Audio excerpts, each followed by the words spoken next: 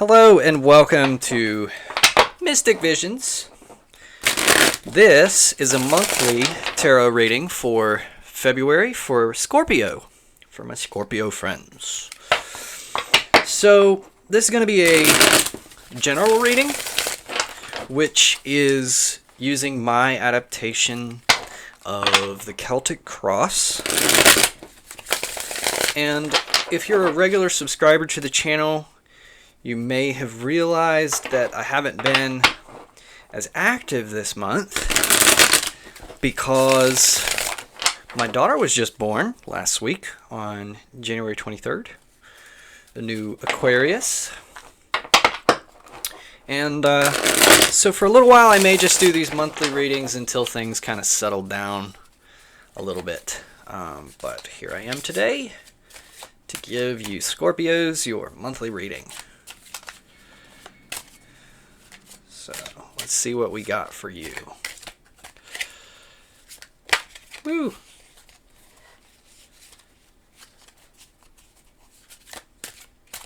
All right. So Scorpios, you got the Hanged Man, but in the reverse. So he's like the floating man. We have the Knight of Swords in the reverse again.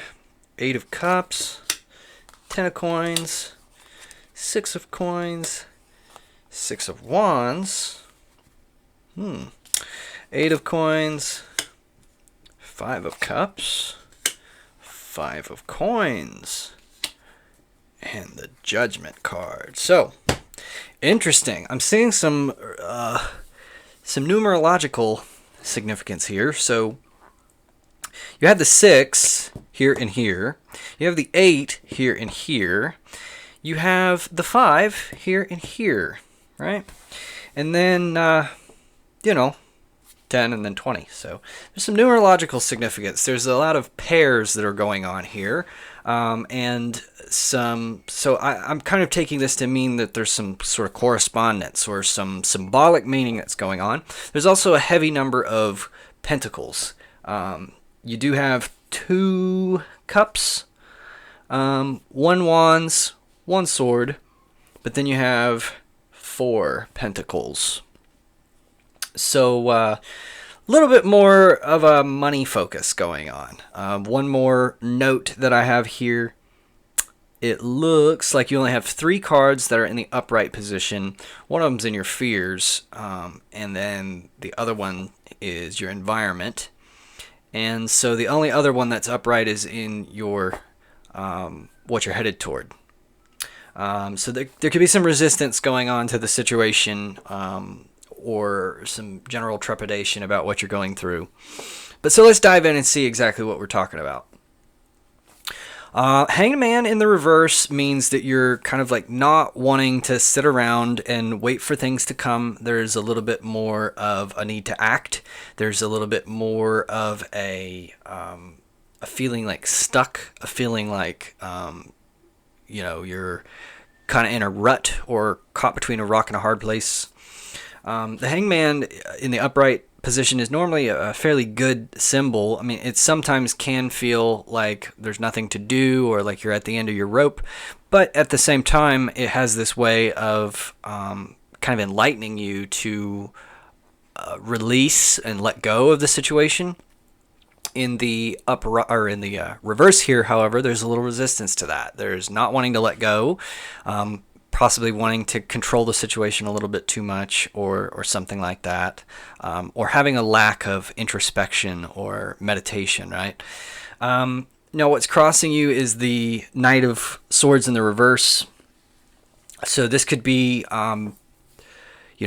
really almost arrogant knowledge, or intellectualism, or feeling like you are sort of a superior in some regard, kind of rushing into things with thinking, or feeling like you have the situation figured out, but there's possibly some,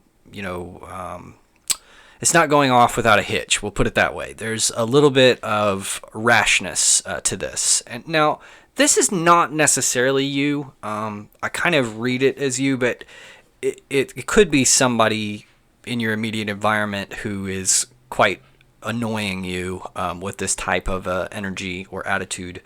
But, whether it's you or somebody else, that's kind of what's coming at you. That's what's been bothering you or influencing you. Now, what you're moving away from is this Eight of Cups in the reverse. And so the Eight of Cups is a sort of a resistance to letting go or piecing out. I kind of see this like, think of a person who is staying up real late arguing with people or strangers on Facebook, right? Somebody who's kind of clinging to the to what's going on and being a little bit aggressive about it, or making sure that people know exactly how you feel about it, being prickly about it. I hate to demean anybody whose name is Karen, but the quintessential Karen who needs to speak to the manager and make sure that everybody knows how upset or offended she is. That's the kind of energy that you're moving away from. You're growing beyond that. You've kind of understood that may not be the most productive route for you to go down. So you're kind of recognizing that sometimes it's better just to walk away and to continue on your life and to not give your energy to things that are not serving you. So that's good. That's a good direction for you to be headed in. And even better is what's in front of you, or what you're headed towards, which is this 10 of Coins, which is a very happy, healthy family, financial fulfillment, and sort of a victory in that regard. So that's great. That's a wonderful thing, wonderful direction that you're headed in. But, there may be some sort of difficult lessons, or you may have a little bit of stubbornness in getting through that, which is kind of what is indicated by the cards of your current situation here. So trust that it is a good path that you're on, even though you might be annoyed by the way things are going. The more you can kind of just like let go of that and realize that it's all working out for the better, the easier it'll be to get through the situation. And you will find that you're in a much better place after having gone through it. All right. So the foundation of the situation here is this 6 of Coins in the reverse. This is a lack. Okay. This card has two meanings. And it's in the reverse, so we'll get to that. But in the upright, this card has two meanings, where there's one person who's being sort of generous and charitable, and then there's also being on the receiving end, or needing help, needing charity. And now in the reverse here, it's a resistance to one or both of those ideas. And I'm kind of, because this 5 of Coins is in your fears, I'm kind of taking this to mean that you have this latent need to be self-sufficient, to not depend on help. You might view asking for help as somewhat of a weakness. And this is similar to what I was seeing in Sagittarius a little bit, where there is just a need to be self-reliant and to not depend on others. And that might be fueling this situation a little bit. And it can be a good thing in a way, because it can lead you to a kind of more sturdy foundation, which can lead you to this great success. But there's an excess in it too, because everybody has to have help. It doesn't matter how good you are, it doesn't matter how skilled you are, you're gonna have to rely on others at some point. So it's a measure of success and victory is how well you can, with grace and dignity, rely on others. Now, what's in your conscious mind, your crowning thoughts here, is the 6 of Wands. So kind of interesting how there's a 6 here and here. The 6 is sort of an indication of like an outside source, or an outside project or something that needs completion from the result of your fulfillment, or from your completeness yourself. So it's time to sort of contribute that to something else. And in the crowning thoughts here, there's kind of a feeling like maybe you're not quite as accomplished as you want to be. Usually in the upright, there's a lot of victory with this. There's celebration and that kind of thing. And in the upside down, it's like you don't feel like celebrating, you don't feel like you've accomplished enough, you're still kind of being determined to better yourself or to fight the good fight, right? And understandable, and that's kind of what drives you forward, but you just have to remember to, like, you know, the way that you build yourself up, the way that you build your confidence is by finding ways to break long, complicated processes down into smaller steps that you can award yourself for along the way, to constantly build yourself up, build up your self-esteem, give yourself that little dopamine boost all the way along. That keeps you engaged, it keeps you focused, and it keeps you going. So it's important to do it that way. And, you know, not everybody does. Some people really suffer through things. They have, you know, and really the meaning of passion is suffering. So whatever you're passionate about, you're willing to suffer for. And so, you know, that's understandable. But, you know, people have figured out a long time ago that there is a more effective way to get through things than just beating your head against the brick wall whenever you come up against some obstacle. So your advice for this situation is the 8 of Coins. And now the 8 of Coins is a very, you know, he's a diligent worker.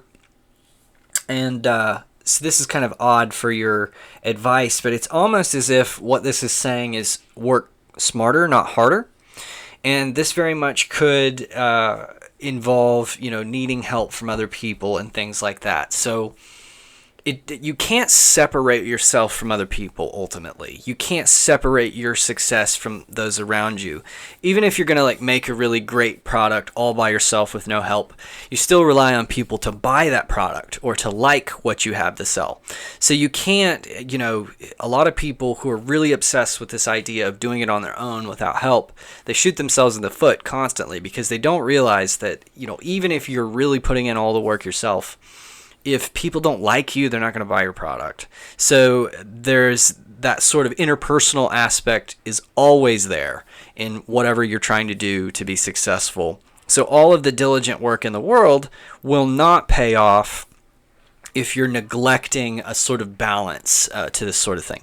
And it doesn't mean that you have to, like, abandon a certain aspect of your personality. It's very easy for that aspect to remain, but you have to channel it in an effective way and not let it be a weakness. Let it be a strength, right?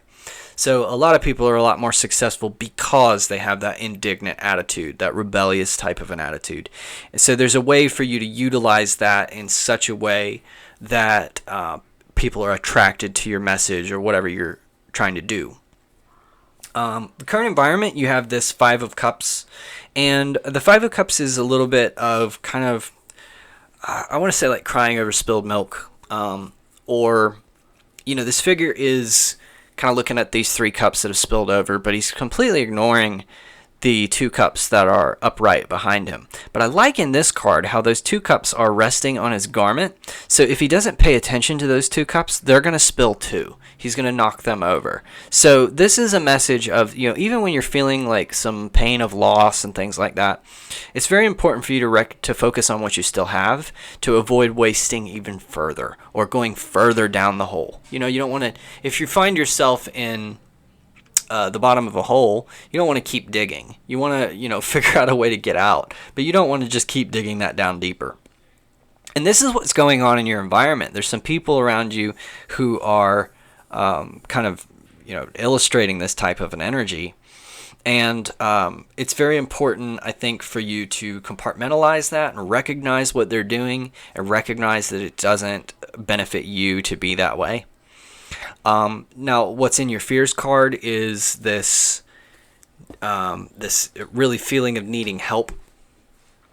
These people, you know, they're poor, they're hurt, they need help, and they're passing by this really rich, wealthy-looking cathedral, and they're just not even paying attention to the fact that maybe there's some help there for them. And, you know, a lot of times this is just caused by a mindset of not seeking out help, not realizing that it's there. In the fears card, you know, this can be being afraid of asking for help, being afraid of, you know, the vulnerability that's involved in requesting for assistance. And it can also just be driven by this feeling like if you have to depend on others, you know, you can't guarantee that others are going to be there for you. You can't guarantee that others are going to want to help you. And that's a challenging place, because a lot of us don't like, I'm one of them, where I'm more of an introverted person, and I don't like having to think about what people think about me. It's exhausting to me to manage how other people view me, things like that. And to some people, it comes very naturally. Everybody they walk up to, they're like, so how's the family going? How have you been doing? They express all this interest. And I'm sure, a lot of that's genuine, but you can tell some of these people are really just trying to manage their interpersonal relationships. And that kind of thing gets exhausting to me. But it's very important for you to develop that skill, at least in some regard, to be able to, I don't want to say manipulate, but to be able to relate with other people, and to get them on your side, to show them that you are a person that should be cheered on and not somebody who really ought to be, marginalized and thrown, be an outcast, because that they lend you success of their own if they really feel like you deserve it. And that happens no matter what you're doing. You're never isolated from that effect.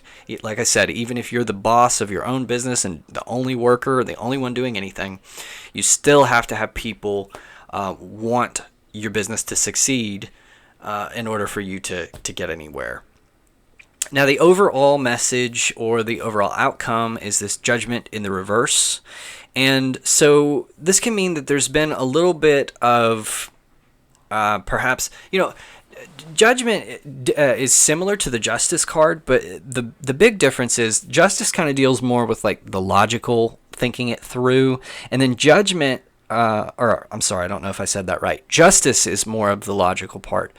Judgment kind of brings your personal experience into it. So even though you might know that it's right for you to do something or logical for you to do something, you may feel as though your past is contributing something else to the consideration that's making you think twice about it. So it's kind of like maybe you're working out the math and playing the lottery, and you're saying, well, yeah, I could win, but I've bought so many tickets and I've never won anything. I've just always lost. So I'm kind of learning from that experience and figuring out, well, maybe it's not a great idea to spend money in the lottery, So judgment kind of brings that into it. It's also about being able to correctly assess yourself and correctly see who you are and all this. And so in this reverse, there's a little bit of a resistance to that. It can also be that you're not ready for things to be completed, or you're not ready for things to be laid bare. You're not ready to be vulnerable, that there's a little bit more of a need to withdraw and keep things close to the chest. And so that's okay. You have some time, but you've got to grow. Everybody has to. We all have to move on to, through some uncomfortable things. And the way it tends to go is the more that you resist these things, the harder they become, and the more aggressive it is when you actually have to go through it, right? So that's about it for February's reading for Scorpio. Thank you very much for watching, and I will see you guys next time.